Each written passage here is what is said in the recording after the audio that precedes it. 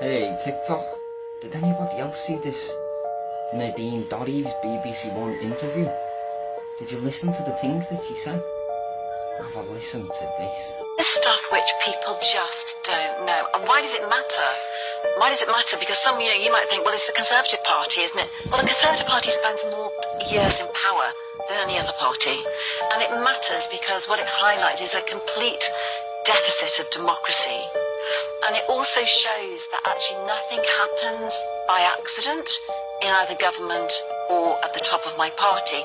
Everything is decided by a quite small group of men who decide who will be an MP, who will be a minister, when that minister's career will crash by pulling various levers, who will be Prime Minister and how long they will remain Prime Minister. And of course Conservative Party voters and people who go to the ballot box think their vote matters. It doesn't matter at all because this stuff is all pre-decided. Did you have any idea that there was this group of men, this small group of men, you say, who were, in your words, kind of controlling who stays, who remains, whilst you were an MP, and whilst you became an MP? Well, there's a story in the book about how I put an advice note into the Prime Minister's red box for him to sign off overnight, and how I received a telephone call very early the following morning from someone who obviously identity I have to protect within number 10 to say to me, you need to know that your advice note from a Secretary of State to the Prime Minister in his red box has been altered overnight.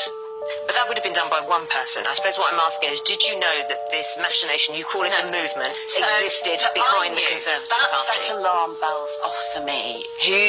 I'm elected, I'm appointed by the elected Prime Minister.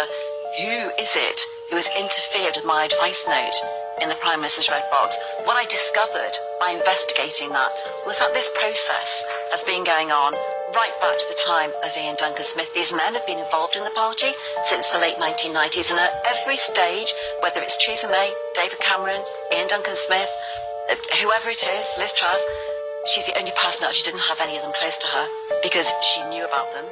There are, this group always have 2 or 3 of them absolutely right at the heart of number 10 next to. So, because you don't name all of them. I can't name all of them because the libel laws in this country mean that I had to circumnavigate them by, in some cases, it would have just meant the book was delayed for a bit. I could have named them, but it would have meant the book wouldn't have been out for another 6 months because it's more important to name them so that we know the full picture. Most of them, some of them are named. Michael Gove, Dominic Cummings, as I've said, Cummings is Gove and Gove is Cummings. They've worked together side by side for well over 20 years. Dougie Smith is, you will only find one photograph on the internet of Dougie Smith. He is right now at Rishi's right-hand side as his main advisor. So, what do all you guys think? Is she talking facts?